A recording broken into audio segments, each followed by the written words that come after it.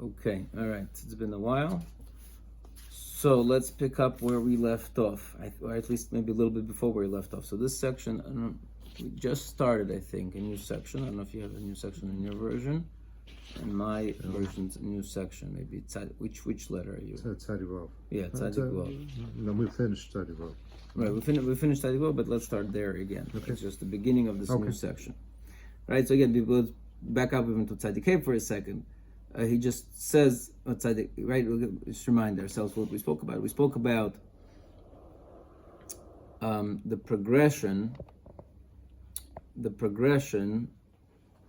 of the whole world history, the way the Ramchal kind of introduced us to this whole concept of 10,000 years, right? That the entire humanity is to transition from being physical beings with the neshama to being neshama beings with the whatever purified body that remains. Okay, which again works out beautifully when we seeing there Hashem, Daas Tevunos, they're all kind of starting to fit together as this big, beautiful kind of one thesis, right? Is that the Mesilas Yesharim is a program for how a physical human being with a body, but with a neshama somewhere in the background, can follow this program and transform himself to a being of kedusha, which is really a spiritual being while still in olam hazeh, and where he says in Mesilas Yesharim, right, how a person who reaches that level, it's as if he is in olam habo oidenu boilam hazeh, while he's still in olam hazeh, right? So we have Mesilas Yesharim is right. So we have his historical outline in Daas Tevunos, right, of how the whole history is this transition from the physical being with the neshama into a neshama being with the body, right? So, but in the microcosm, an individual level, Mesilas Yesharim is the program for what you're really supposed to do here. That's your avoida here, is to, right? Okay, that's number one. Number two.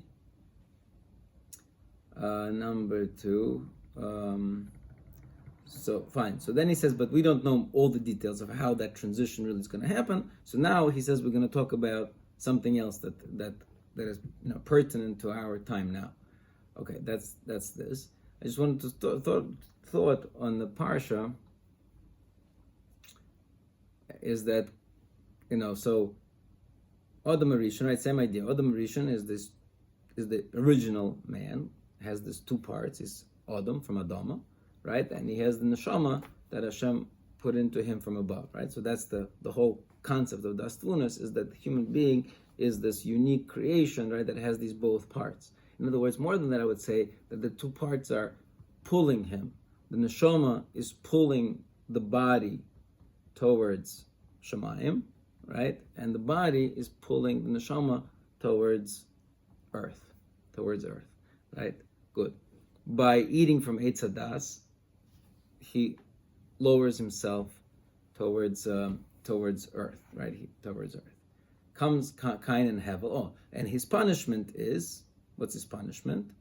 Okay, offer to Shuv. You are earth, and now you go back to earth. Now he's now became much more of an earthling than a heavenling, right? So now you got to return to the ground, right? So same thing with Isha. So Isha, let's say, right? So a man is removed from the ground. So now as a punishment, he's pulled back towards the ground. A woman is removed from the man, and her punishment is vel Isha chukasech. Now you are much more subjugated to the man, because you go back to your source, so to speak, right? So now we have Cain and Hevel, right? The next generation, and Cain has a great idea. He says, "I'll bring a korban to Hashem." Right? What's a korban to Hashem? Korban is to come to bring you close to Shemayim. Right? I'm punished. I'm not punished. I've been demoted to an earthling. I'm trying to kind of climb back. How do I climb back? I send something up instead of me as a representative, as a korban to Hashem. Right? Hevel does a little better, because he really puts himself into it, and that's why Hevel is nothing It's, he wants to be mivatal that whole earthliness of himself, and he really wants to get to Shemayim. And Hashem accepts his korban, right? And Cain is not accepted, so he doesn't, so he feels distraught that he tried to kind of get back up there, and Hashem says, no, you don't get. And he says, well, what should I do? He says, okay, if you get better, improve your game, so to speak, right? So what happens? He comes to Hevel, and to learn the game, to get better, and Hevel doesn't help him out. So what does he do? So he stuffs him back into the earth. The point is, you think you're going to be jumping up. I'll put you back into the ground, right? And says Hashem says, look, cursed is the earth that accepted Hevel from you, because we're trying to get back up, and you're pushing. He didn't help you, so you pushed him. You're not going to help me. I'll push you. I'll push you even further into the ground, right? But the idea of this mincha that they brought could be this idea that they're trying to again reacquire their path back to Shemayim. Anyways, okay, so that's and the difference within the two. One brought vegetation, the other one brought living. Right. I didn't think about that in terms of because that's what they. I just assumed that's what they were division. Their division the schema, right? I'm not One sure is because to the ground, the other one is could be, but I'm assuming that really you could elevate anything. You could elevate anything. There is the Gra, the Vilna Gaon in the beginning of Kahelas says that Hevel is a human experience that needs to be removed from this world. So even though I'm not sure how to fit that in, but the Vilna Gaon is not crazy about Cain, but he's not crazy about Hevel either. So neither one of them is really the way to Hashem. So Sheis, which is but okay. But anyways, moving on. That's just a drash that kind of fits into all of this. But let's move on. So let's see what is he saying now. So Omar HaSeichel, so again, Tzadik Vov, Omar HaSeichel says, Ato yesh lanu lahavin hamatzav harishon asher lo'odam. So now we have to understand the first station that a man has, Shehu beyoyso ba'olam hazeh, that's when he is in olam hazeh. Haloi zeh zman avoidosai, which is the time of his avodah. Okay, so this is, I don't know what he says, now we have to understand. That's what we've been trying to understand this whole time. Right? From the very beginning, he told us, if we go back to,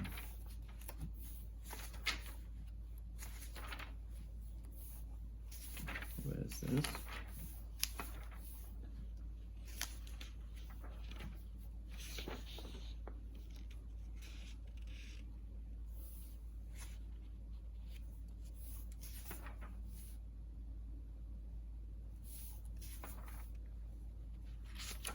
I lost it.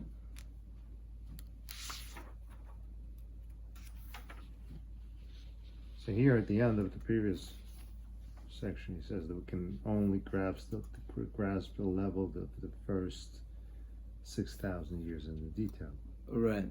So he's saying that's what he's coming off that concept. Okay, maybe. Therefore, our further discussion will focus on this period of time. Okay. Now he's going to the beginning. Right, I just wanted to find that line. I can't find that line.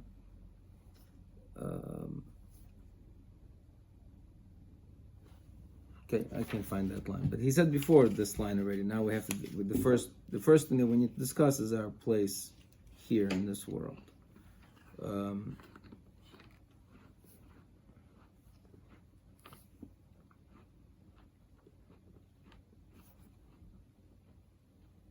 Okay.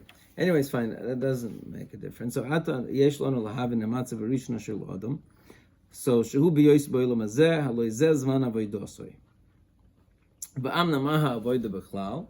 What is the general description of avoida? Kvar bi'arnuha. We already explained that shehi la'aver kol chisaron shinzav b'yosei, which is to remove all of the chisaron all of the deficiency which is found in his creation. Right?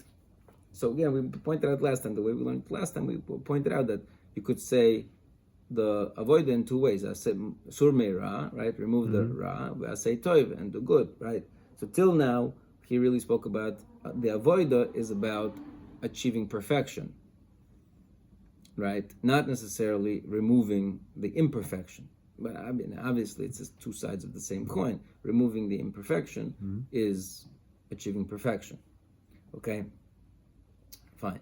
I just remember if I spoke of that last time, but it just something that hit me when I looked back in Derech Hashem. Right? If the avoida is achieving perfection, right? And what is perfection? Well, only God is perfection. And anything that's even 1 nanometer away from perfection is no longer perfection. So there's only one perfection, which is perfection, right? So when we say perfection, he says this. I'm not speaking this. He says when we say perfection, we really mean relative, right? Perfection is relative, right? So whatever. So if I do chesed, that's perfection relative to me not doing chesed, me holding it back, right? So giving is more perfect of an act than not giving, right? So then he says, so what's the point of avoida? So avoida is that at any point in time, right, it's gradual, right? Meaning gradually I take steps towards perfection, right? And then as a result, eventually I achieve perfection, or as much perfection as humanly possible. But meaning the way I'm understanding it, that at any point in time, let's say I'm in a situation, in any given situation that I find myself, there's one course of action which is the most optimal and the best course of action. So relative to all other courses of action, that course of action will be perfection, because again, all perfection is all relative. It's the point is that under the circumstances, this is the best course of action. So when in Derech Hashem, when we learned, I'm just going back, right? How does he define that? If you remember, how does he define a basis of avoida in Derech Hashem? He says all of avodas Hashem and Derech Hashem. He defines its pniya el Hashem is turning towards Hashem, turning towards Hashem. So back then, I thought that turning towards Hashem was like a very basic level description. That as long as I'm heading towards Hashem, then I'm fine. Then that's fine. That's what all the mitzvahs are basically. Just the point is, I could turn this way, or I could turn this way. I could turn towards Gashmias, or I can turn towards Ruchnias. So as long as I'm pointing towards Ruchnias, that's avodas Hashem. If I'm pointing towards Gashmias, that's. But if you realize now with what we learned in Daas Tevunos, and again with Derech Hashem, it's no. He's saying something very precise. He's saying that in any given situation, what does it mean turning towards Hashem? Turning towards Hashem means turning towards perfection. Turning towards perfection means, again, there's no such thing as perfection. Perfection is relative. But the best course of action in any circumstance is turning towards Hashem, because that's perfection. And turning towards Hashem really means perfection. So a person like Ramchal or Rav Nachman, all these great tzaddikim, the point is that in every second of their life, they choose perfection. It's not, meaning there is a constant, what's the word? They're constantly on a trajectory towards Hashem, right? So in other words, according to this, possibly, again, I'm saying all of this is a hypothesis, but according to this, let's say I could learn,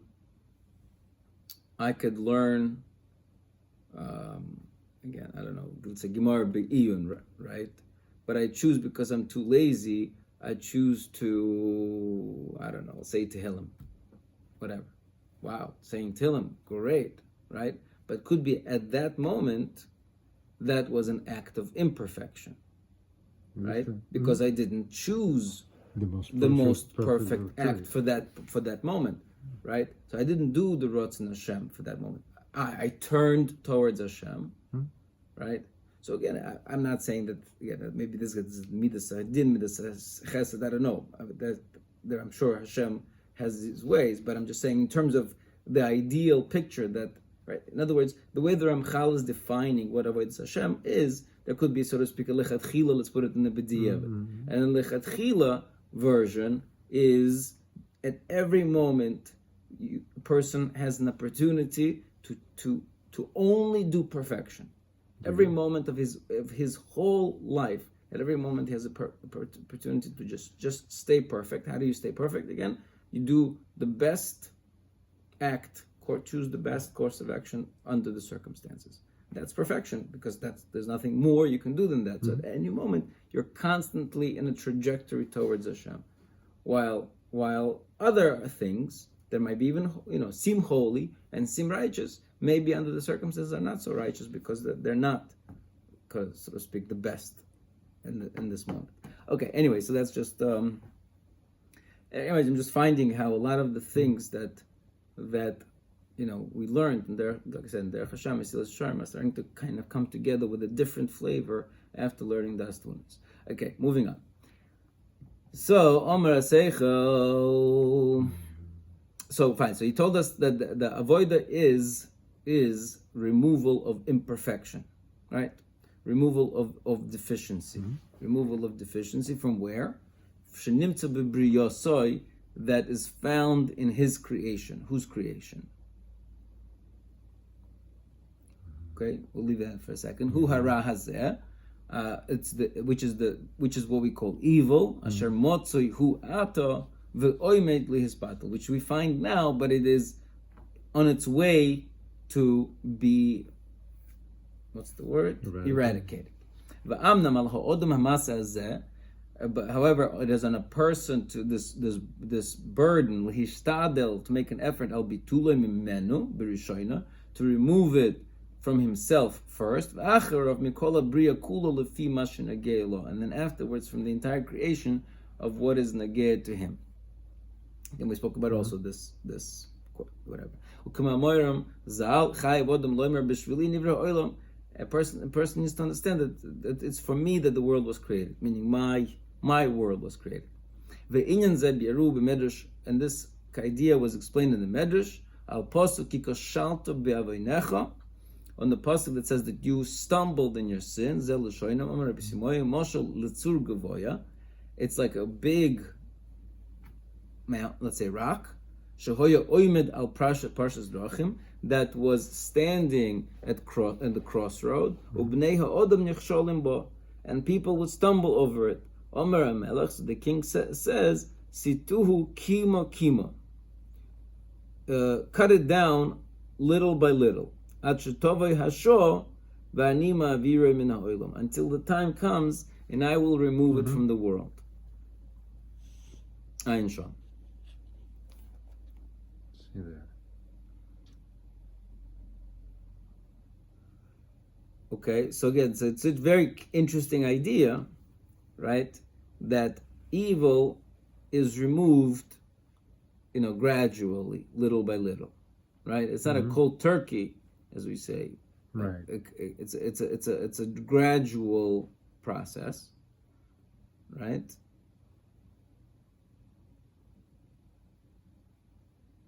Okay, that's the idea. That's what he's saying. That what idea again? I just want to make clear. What are we getting from here? What does he want from this medrash? Which idea is he wants us to get from this medrash? This idea that it's a gradual. Where did he talk about graduality before? That he said first you have to remove it from yourself, and then you have to remove it from the world. So start off small. What? Start off small. Right. So there's a gradual process of first starting from. Okay, fine. Okay, so that's that, and also what he's getting from this, I think, is that right. The king saying, "You guys remove it little by little, and then I will remove it from the world." Right. In other words, we kind of doing part of the job, and then the king finishes off the job. Right? That's the other thing that he's getting from here. And again, it fits what I was mentioning, was saying before, is that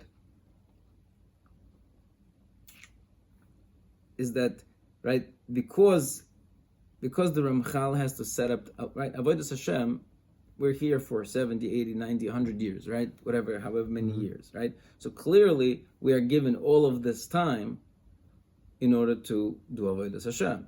And Avodas Hashem, according to Ramchal, again, it's a ladder, it's a growth pattern. That means, so by definition, by default, he has to come up with a system where Avodas Hashem is a growth process.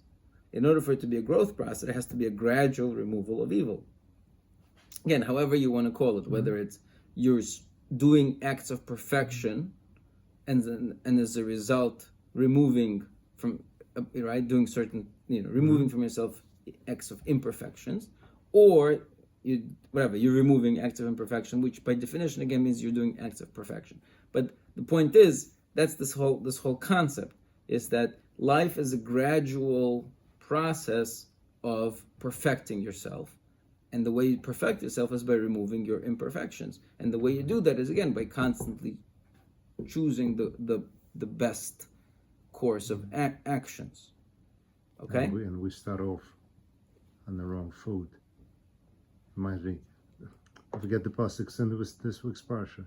Rashi says that the person is born. He starts off from being born with the Yetzer Hara for the first 13 years of his life. Right. The Yetzer Tov only kicks in by bar mitzvah. Not even like that. When it talks about the rainbow.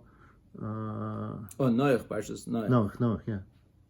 That the person is born from being a nar, and Rashi says because you were imperfect from your youth, stuff like that. I think right. And he explains that this is when the baby emerges from the mommy. That's when the right. So that's in here. The Yetzer Hara is there for the first 13 years, and the Yetzer Tov only kicks in by bar mitzvah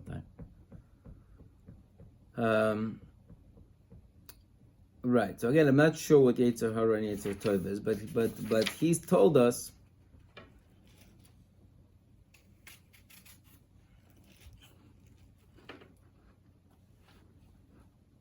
He told us before. I have this hard time reconciling this. I don't see how we. I think this section will actually help us understand this. But he told us, look at the difference between older generations and newer generations, right?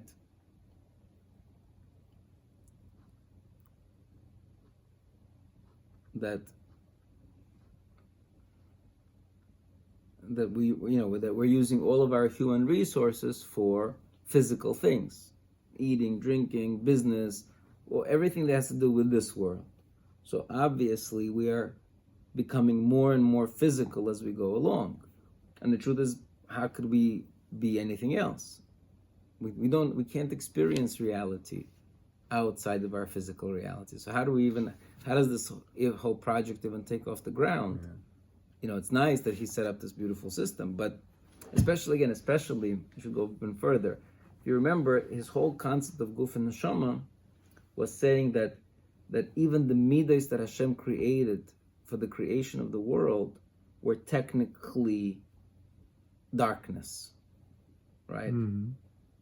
Right. The only true perfection is the infinite Hashem that we have no connection with, right?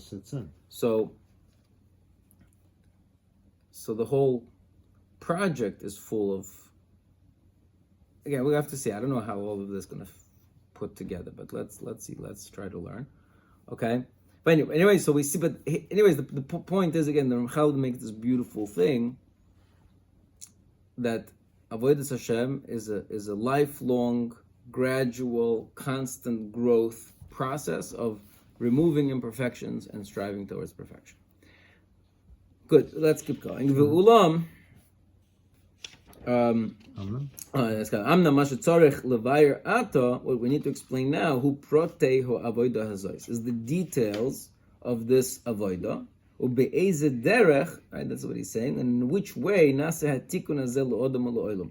In what way is this rectification done to man and to the world? So the details of the avoida and the how of the rectification. Okay, that's what we're going to be looking for. We're going to be looking for details of the avoida and the how of the rectification. Let's see. However, first we need to understand the concept of evil in the first place. Because that's the cause. That's what causes. That's what leads to the whole burden of this avoida. And also to know its boundaries. Okay, so we need to know the nature of evil and the boundaries of evil. Ma inyanoi v'toldosav. Its essence, but also its causes. B'meh koichei gadol. In what ways does it have powers, superpowers? Ubameh mistatim oisoi. And what things shave it off, right? Like using the language of the Medrash, what things can shave, can carve off that's like we said in the Medrash, and what actually removes it completely from the world. Okay, so again, there's a lot of things that we're going to be, what he wants us to explain first. Before he explains, again, the nature of the avoida, the details of the avoida, and the way of the rectification, he says, before that, we need to understand, again, the essence of what Ra is, to know its boundaries, to know its effects, to know its powers, and to know its limitations, and to know what it can be, what removes it totally. So 6 things we are looking for. V'tiris, and see, kizeh mitzius mechudash legamri. You have to understand that this concept of Ra is completely new. Mechudash legamri. It's totally new. Okay, anyways, let's see. Because HaKadosh Baruch Hu desired and innovated its existence in order to test with it people. To actually allow for the opportunity of avoida to exist. There was no hint or even remembrance to such a thing to exist. Nothing anything close to it. Until HaKadosh Baruch Hu, the great master, innovated this concept. Because Hashem, the master, is the ultimate good and perfection. And anything that's good, even though that's also in the world, anything that we consider good is also a novelty that Hashem brought into existence. But still, we say Nikra Shemis Yachasei Loveis Baruch. We call it. It's closer to, again, to more similar to God's perfection. Umiskarev Ktsas LeYonah Baruch Hu. It's, to some way, it is closer to the essence of Hashem. Hara Hazeh, however, this evil, Adarabah, the complete opposite. It is the absolute opposite of what Hashem is. Right? There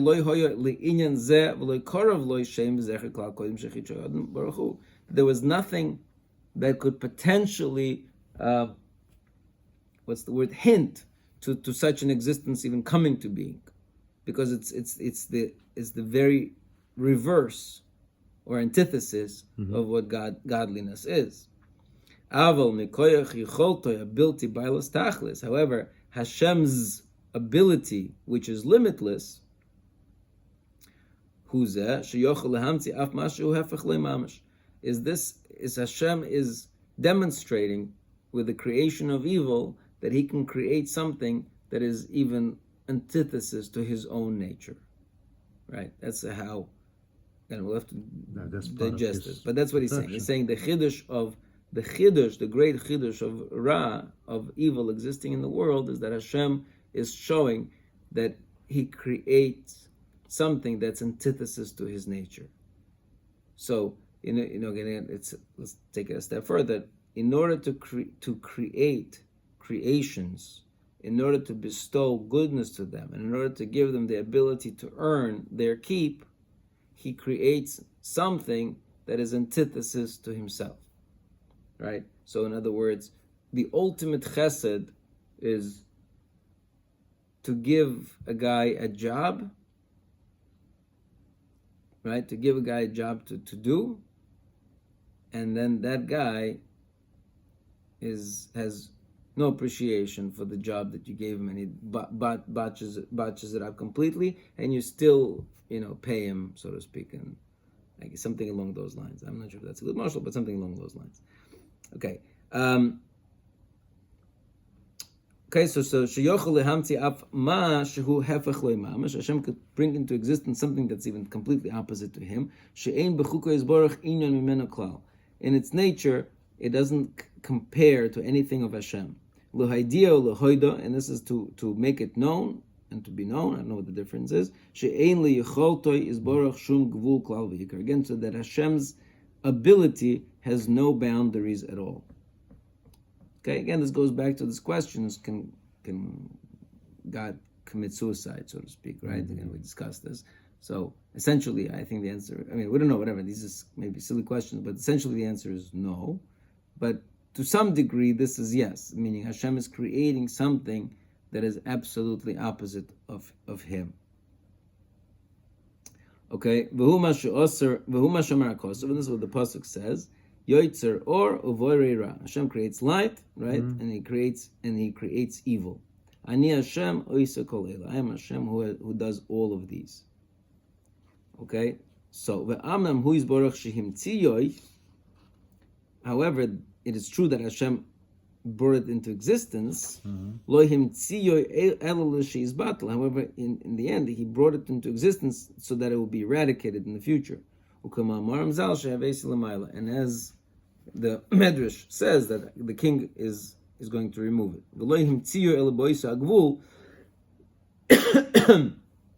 Furthermore, he brought it into existence in some limited boundary, and with a certain nature, so that he desired.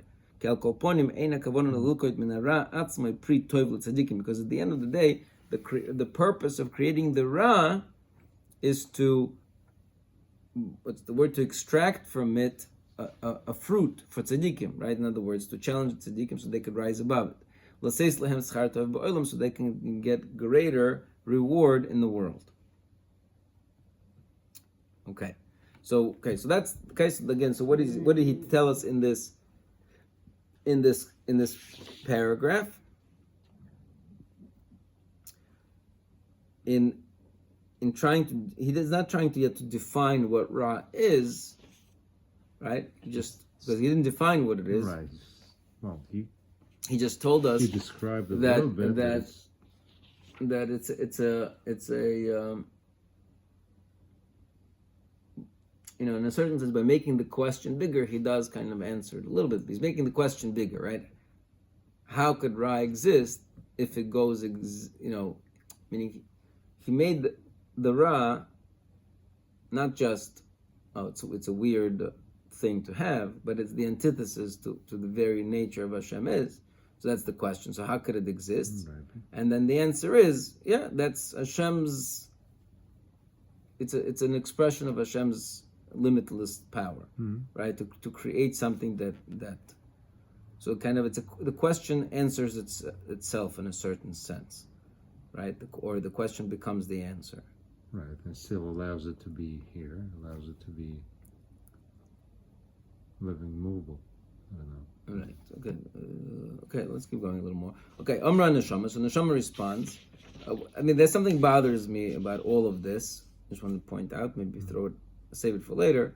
Right. The whole.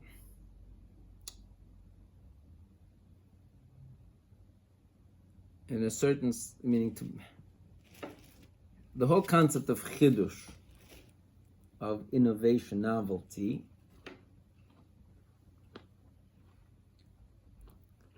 is we associate with goodness.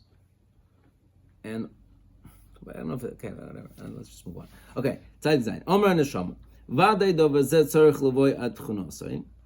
Certainly, this thing we need to appreciate until its essence, very nature.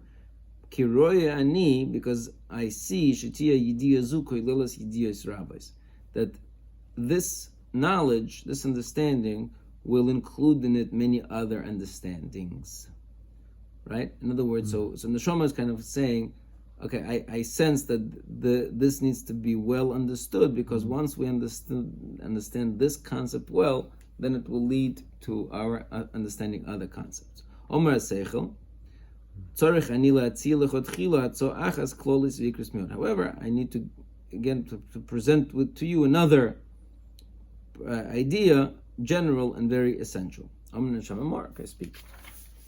So cool. Omer Seichel. Tzorich shetedi.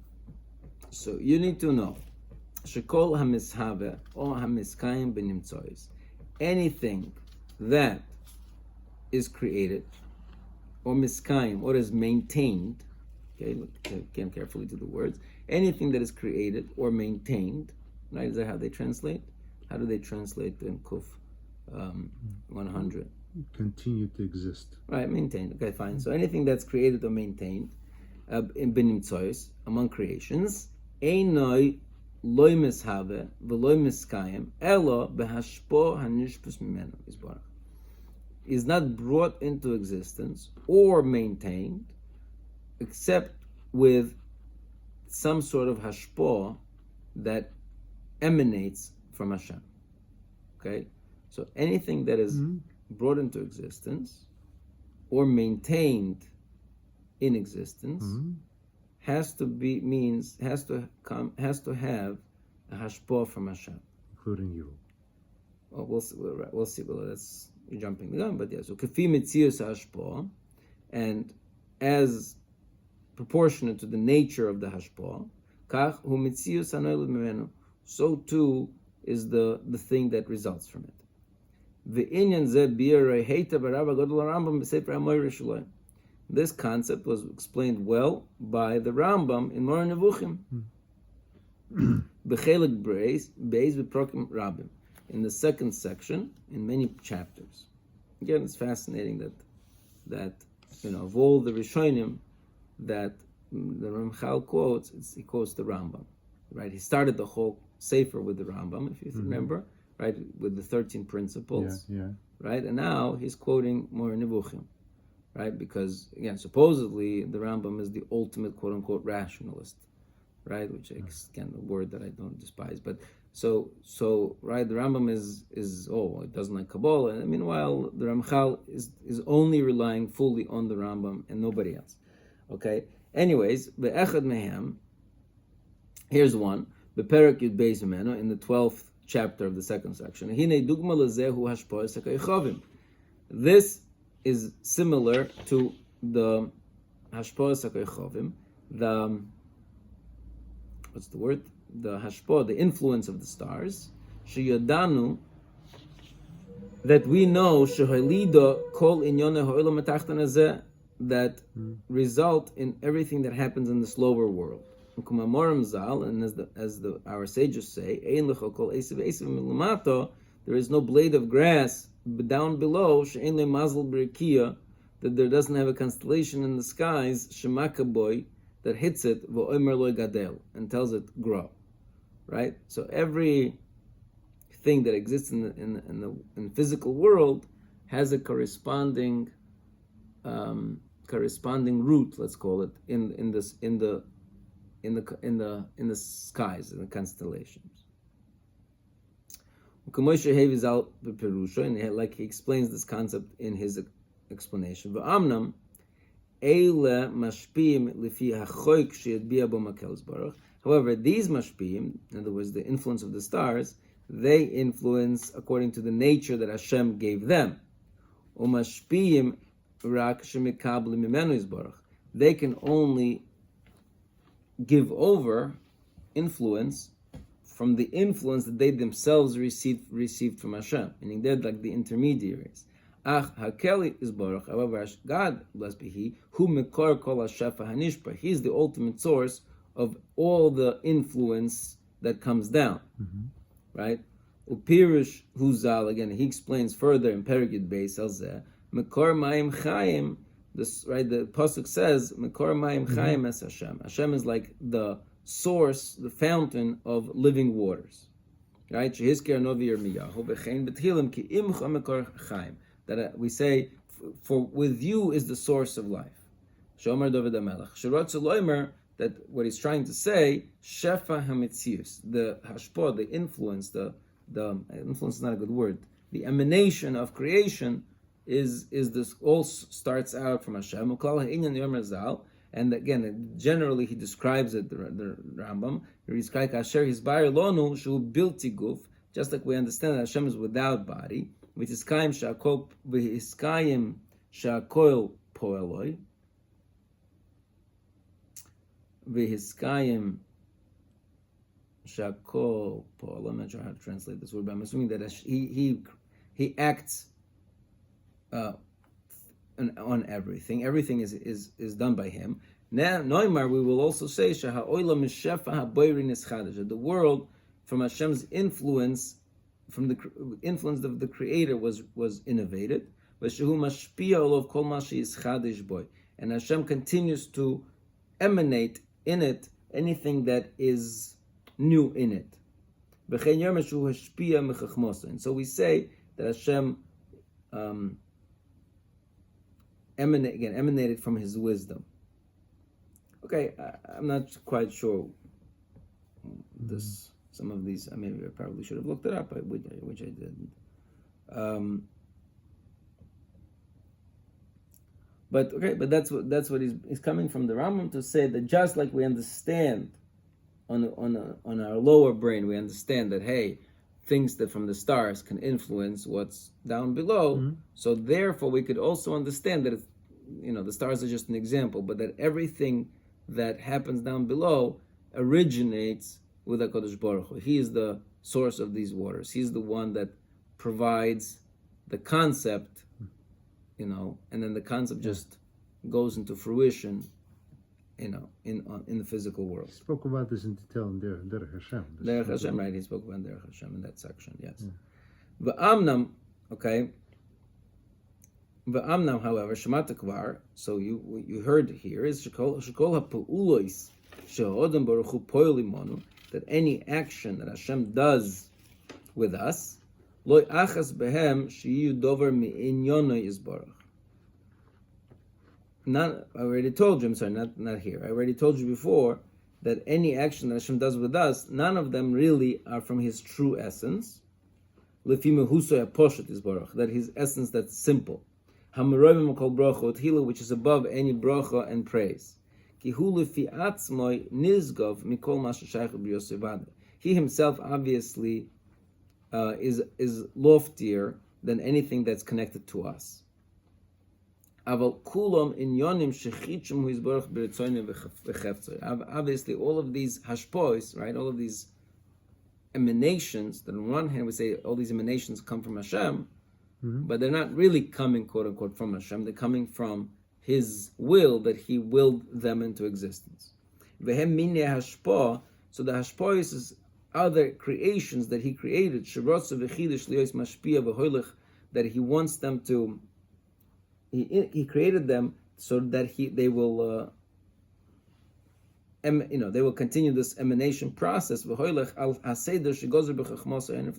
He decreed whatever this trajectory that He designed. That He created these emanations for His creations to come into being. The emanations are creations that made for to create creations, okay? That He wanted to bring into existence. V'nimtza. So what comes out is shehasiba, that the cause, v'mesoivev, and the effect, Shneim ke'echad mechudoshim mirtzonos baruch. They really are both innovations that Hashem innovated. Pirish, again, what I mean by that is minei hashpah. They are types of hashpah. V'dracheha hemasiba. I'm sorry, minei hashpah, the emanations, v'dracheha, and their ways. Hemasiba, they are the cause. V'nivroyim, and there is the creations that result from that hashpah. Hu hamisoviv is the effect. However, HaKadosh Baruch Hu made different types and different ways of this hashpah, corresponding to the many creations that he wanted to create. Because any type of hashpah will bring about some type of a creation. So for example, he says it's simple that the concept of wisdom is one type of an emanation. V'shefa hagvura, and concept of strength is another type of emanation. V'shefa oisher, and shefa of wealth is another type of emanation. V'chein kulam, and all of the all of the concepts that exist, these concepts are emanations that Hashem created in order for those concepts to exist.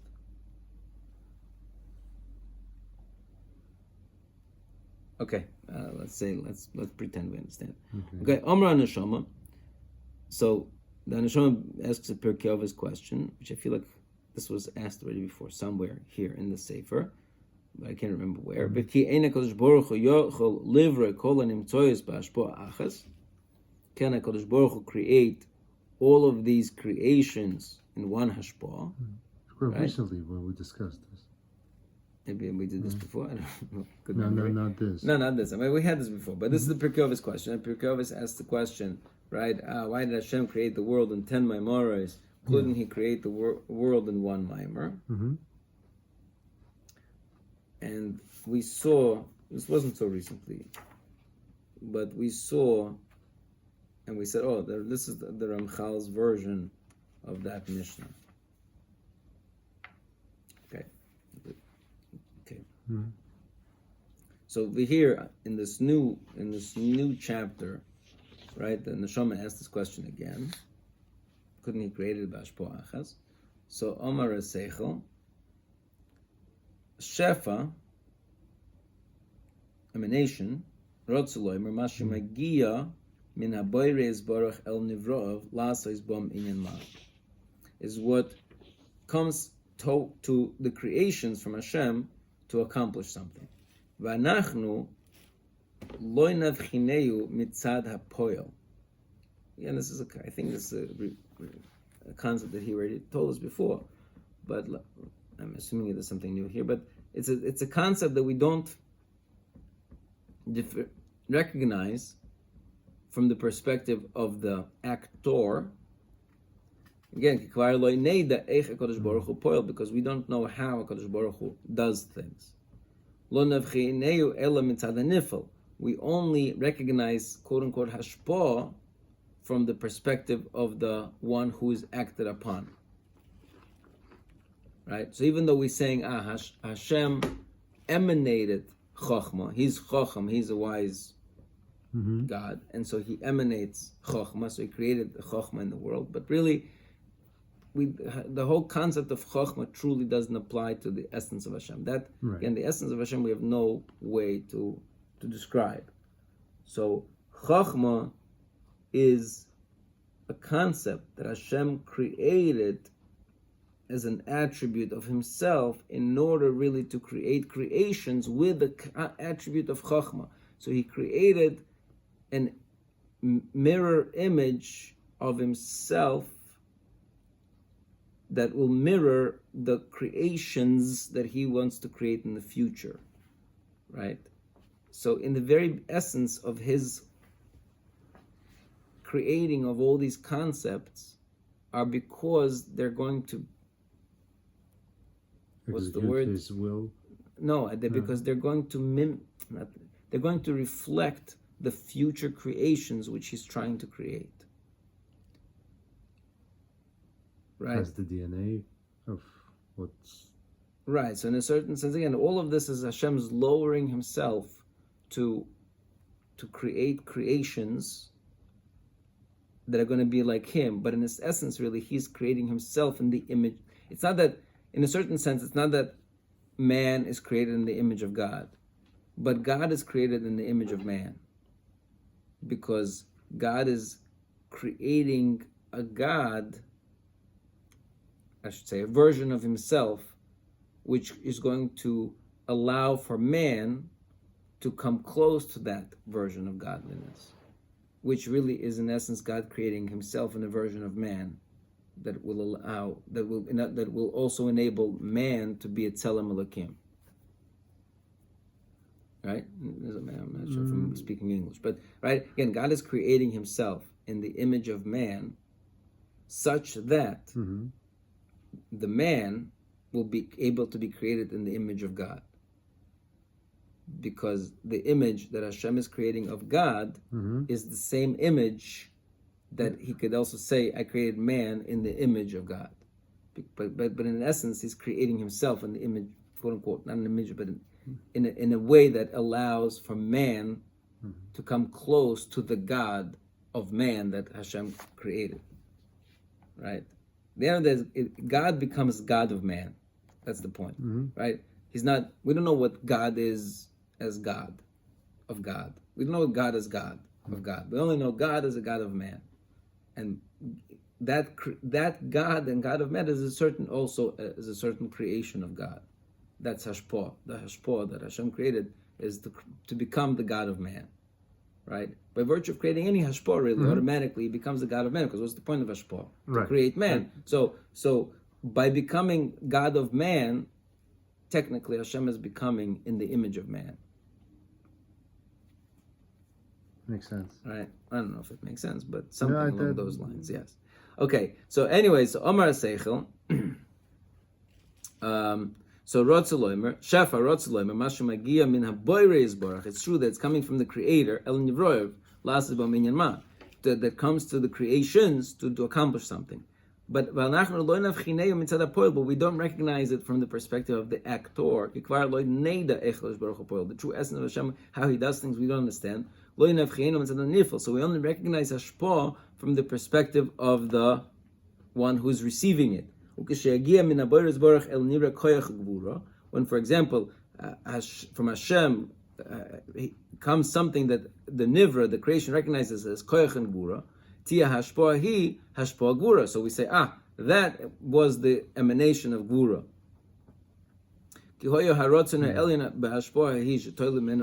Because Hashem wanted in His will that this Hashpah should result in Gvura. In other words, over here he's saying, couldn't Hashem, so my understanding, couldn't Hashem create it all in one Hashpah? He's saying maybe He did. We have no idea what. We just know that we recognize in our world that there is Chachma, and Hashem acts with Chachma, and Hashem acts with Gura, and so we call that different Hashpah. But it could be. We have no idea how Hashem really does things, but we recognize that from Hashem came Chachma, and it's true that because in the result there has to be this unique, identifiable Hashpah, so therefore we say that it came from Hashem. That unique, identifiable Hashpah came from Him. But in essence, how it really works in the back the back end of it, we don't really know what the back end looks like. Okay.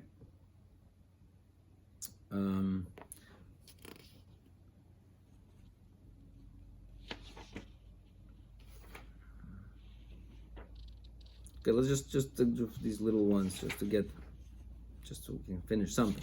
Nedaber al nidon didon. So let's go back to our topic. Al hatoivos v'harois, which is goods, the good things and the bad things, right? Anachnu roim hivolid hatoiv v'raba olam. We see that there exist in the world good and bad. Eich at chosheves shehem nishpoim. How do you think these two things? Now that we said that everything emanates from God, and we see good and evil, So how do you think these two things emanate from God? That's his question. So Amra Neshama Shanun responds, so isn't that plain obvious? Mashu Toiv Hu Shefa Shalatova. So whatever is good must be the emanation of good. Mashu Ra, and whatever is evil, Hu Shefa Shal Hara, is the emanation of evil. Straightforward. Omar Seichel, so Seichel said, no, Shtaim Omer L'chayil, will answer you two things. I will respond to you with two things. One, She'ena Kodesh Baruch Hu Mashpia Ra, Chas v'shalom. Hashem does not emanate evil. Kihu Mekor HaToiv. He is the source of good. Mekor Toiv Lo Yetzer Ra. And from the source of good, from the fountain of good, does not spring forth evil. Where's the base? He said, I'll tell you two things. Aleph, and the base somewhere fell off. Okay, let's see. Maybe the base will reappear somewhere. Okay. Omra Neshama. Oh, 1 second. So if so, evil, where does it come from? Didn't you quote me a pasuk? That Hashem makes peace, and creates evil. So Hashem creates evil. We saw the pasuk, right? So Omar HaSeichel says Boirei Ra Ksiv. It says creates evil. V'loi oisera, doesn't do evil. Lefishu bora hara b'mitzius, because he creates ra in concept, in existence. Shim loho boirei oisoi, if he didn't will it into existence, lohoyo nimtza, it wouldn't exist. Ach eina oisei as oisoi be'ukum asei, but he does not do evil actively. So again, Amrin Shomim Kain Eich Nasa. So then how does it do? Meaning, how does it act? Where does it come from?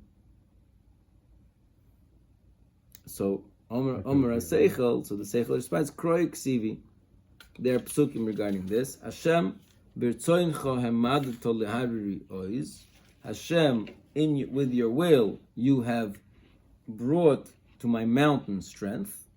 Histarta panecha, but if you conceal your face, I become withered.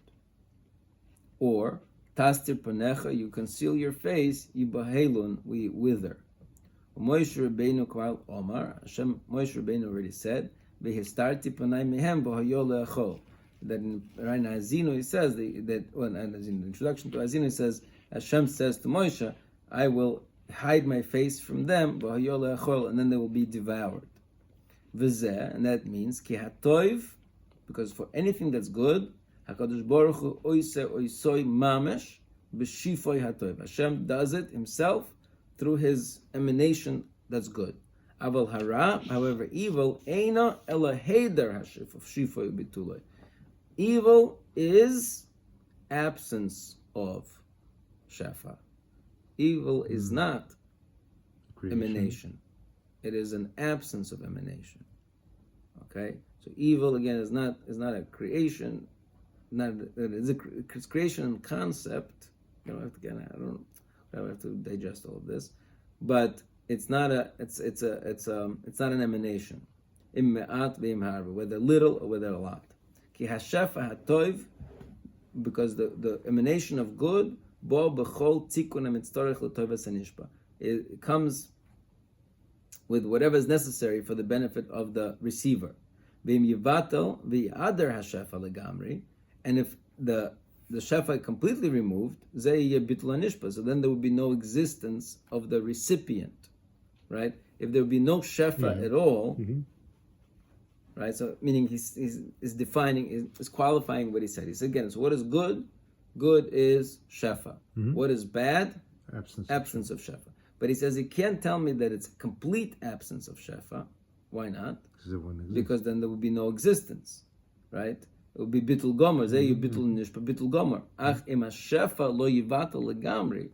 However, if it's minimization of shefa, right? It's an incomplete bitul. Ach mitanai shleimusu is batal v'yadroi, but rather from the condition of his perfection, it's eradicated. hachisoran b'nishpa. So that will result in a deficiency from by the nishpa, the recipient, bitul goma, but not complete bitul.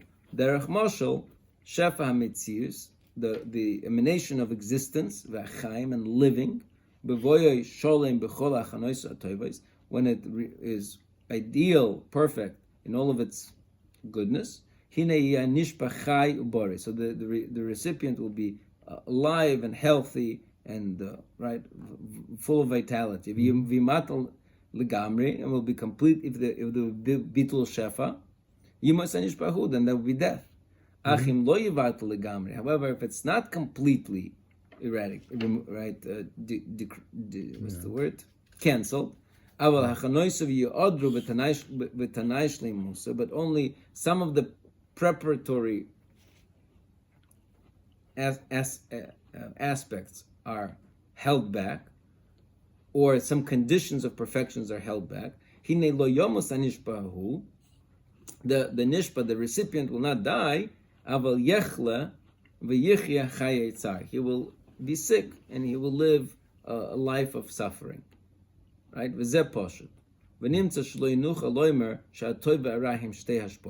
So rather we must say that we don't say that the Tov and Ra are two types of emanations, like you originally thought. Aval told us hashpo v'hadira. It's really the result of hashpo, of emanation, and it's hold back. B'chol completely, or b'miktzas, or in a bit, on a little. Okay. And then he says, that's the first thing, now tell me the second thing. Okay, so now, we're going to stop here. So again, so what did we learn today? We learned today